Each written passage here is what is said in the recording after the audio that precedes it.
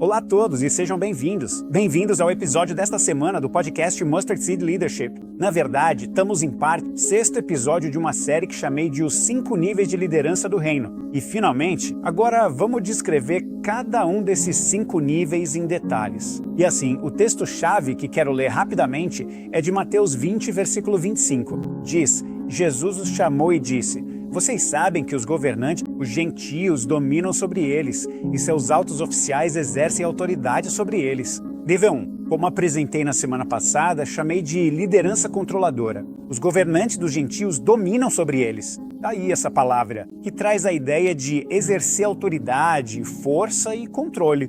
E, na verdade, essa é a forma mais baixa de liderança. E como mencionei na semana passada, o valor aqui é tomado das pessoas à força. Lembre-se que vimos na semana passada que em cada um desses níveis de liderança existe um fluxo de valor. E aqui, no nível mais baixo de liderança, onde o líder toma valor das pessoas à força, ele não está servindo ao povo, ele força as pessoas a servi-lo. Então, se você imaginar um triângulo típico de uma população, de uma hierarquia, topo do triângulo, o líder controlador é aquele que se senta no topo do triângulo como um rei, como um ditador, forçando e controlando para garantir que tudo seja do jeito dele. Agora, algumas das técnicas que um líder controlador usaria são coisas como o medo, sempre tentando intimidar ou ameaçar as pessoas, uso da força e agressividade, gritos, raiva, esse tipo de coisa sempre precisa estar certo. Nunca vai demonstrar fraqueza, nunca assumir culpa de forma alguma. Eles sempre precisam estar certos. Bem, eles podem microgerenciar e exigir tomar todas as decisões, precisam estar no controle de tudo o tempo todo, ou expor e envergonhar, tentando envergonhar pessoas que não concordam com eles ou não fazem o que mandam. Agora, esse tipo de liderança pode trazer resultados e muitas vezes traz resultados, mas só por um curto período de tempo. É só uma questão de tempo até que esse estilo de liderança desmorone. É por isso que, no passado, reino após reino acabou desmoronando. Porque você só consegue manter as pessoas sob controle por um tempo limitado. Eventualmente elas vão se rebelar. Mais cedo ou mais tarde elas vão se revoltar contra isso, porque ninguém quer ser controlado. O exemplo que quero compartilhar com vocês vem do Antigo Testamento. Salomão, lembramos, era o rei, filho de Davi. Mas quando Salomão passou o reinado para seu filho, está escrito em 1 Rei 12, versículos 6 a 11, diz que então o rei Roboão, filho de Salomão, consultou os anciãos que haviam servido seu pai Salomão durante sua vida. Como vocês me aconselham a responder a esse povo? Ele perguntou. O povo tinha vindo e dito: você pode aliviar o fardo? Você pode tornar as coisas um pouco mais fáceis para nós? E eles responderam: se hoje você for um servo para esse povo e servi-los, e lhes der uma resposta favorável, eles sempre serão seus servos. Eu adoro essa sabedoria incrível desses anciãos que vieram para o filho de Salomão e disseram: se hoje, no seu primeiro dia de liderança, você der o exemplo de servir ao povo, então, daqui em diante, eles sempre te servirão em troca. Mas no versículo 8, Roboão rejeitou o conselho dos anciãos e consultou os jovens que haviam crescido com ele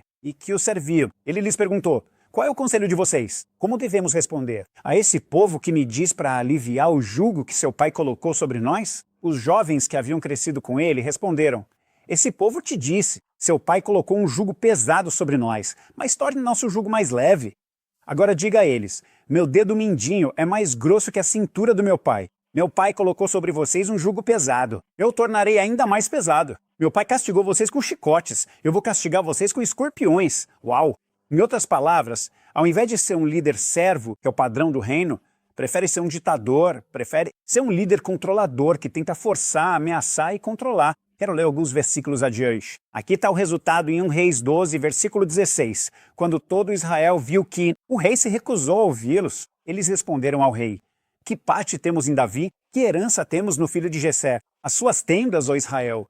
Cuide da sua própria casa, Davi. Então os israelitas foram para casa. O que aconteceu naquele dia, basicamente, foi que ele perdeu o reino naquele dia. O povo foi embora e disse: chega, nós nos recusamos a ser controlado. Nós nos recusamos a nos submeter a esse ditador. E é isso que acontece. É só uma questão de tempo até que um líder controlador perca o controle sobre o povo. Você só consegue liderar assim por um tempo limitado. E o que está na raiz da liderança controladora sempre se resume à insegurança pessoal. É essa insegurança, não saber quem você é. Então você passa a buscar seu valor e sua segurança nas pessoas ao seu redor. Pessoas que não resolveram sua identidade e valor no Pai. Sempre vão procurar isso ou forçar isso das pessoas ao redor delas. Eles acabam tentando encontrar seu valor através da comparação, da competição, da perfeição, de títulos e privilégios ou de status e sucesso. E o verdadeiro perigo de líderes controladores é que eles sempre vão se sentir intimidados por líderes em ascensão. Eles vão enxergar todo líder emergente como uma ameaça ou possivelmente alguém que vai desafiá-los pelo título e por isso vão sufocá-los, controlá-los e destruí-los.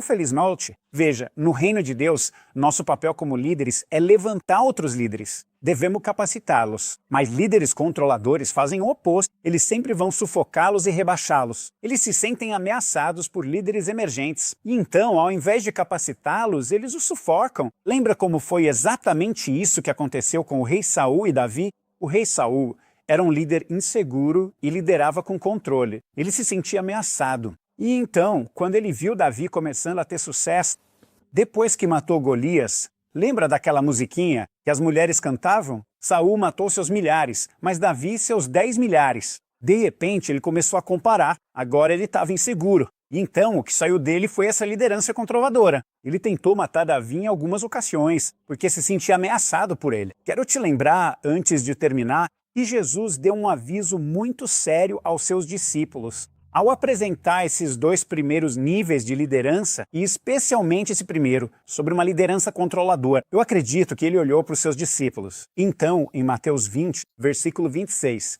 ele disse a eles: mas entre vocês será diferente. Quero que você preste atenção nessas palavras. Talvez até agora você reconheça algumas tendências de controle, de liderança em você. Talvez você seja rápido para controlar, para microgerenciar. Talvez seja do tipo, ou faz do meu jeito ou nada feito. Você não gosta quando alguém se opõe às suas opiniões? Se você é um líder controlador, eu oro, mesmo agora, para que o Espírito Santo te convença disso. E quero que você ouça essas palavras.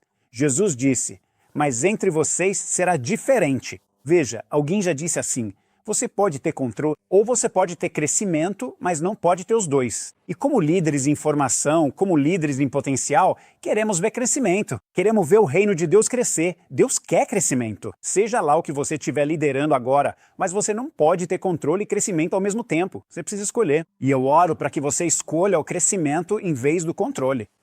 Se você reconhece alguma dessas tendências controladoras de liderança em si mesmo, então não se arrependa. Veja isso pelo que realmente é. Isso não é o plano de Deus para a sua vida. Encare isso como algo pecaminoso, prejudicial e que não faz parte do plano de Deus para a sua vida. E comece a jornada para níveis mais altos de liderança no reino. E eu espero que nas próximas semanas, à medida que apresentarmos especialmente os níveis do reino, algo no seu coração diga: Senhor, eu quero mudar. Eu quero abrir mão daqueles velhos modos controladores e aprender o que significa ser um líder servo. Então aqui vão algumas perguntas que eu gostaria de deixar para você. Número 1, você já trabalhou ou serviu sob a liderança de alguém controlador? E como foi essa experiência para você? Se você pensar agora em alguns dos líderes, debaixo de quem você talvez já tenha servido, ou alguém no trabalho ou na sua área, como é estar sob a liderança de alguém controlador? Esse não é o plano de Deus. Não é assim que Deus quer que a gente lidere. Número 2, você consegue identificar alguma característica na sua própria liderança que possa parecer controladora? E eu te encorajo, se você for corajoso o suficiente para perguntar ao Espírito Santo, e o Espírito Santo pode começar a revelar algumas características que podem soar como controladoras. E então, número 3, a citação acima, você pode ter controle ou crescimento, mas não os dois. Você concorda com isso? E qual é a sua escolha? Você reconhece que não dá para ter os dois? Ou você vai estar formando novos líderes, ou vai estar sufocando eles com controle? E eu realmente oro para que você faça essa escolha. Se alguma dessas coisas faz sentido no seu coração, que você faça essa escolha. Hoje eu quero ser um líder que promove o crescimento. Eu não quero ser alguém que tenta controlar. Enfim, espero que isso ajude. Na semana que vem, vamos olhar para o segundo dos níveis perigosos de liderança antes de entrarmos nos níveis do reino. Então, até lá, que Deus abençoe e espero te ver de novo. Tchau por enquanto.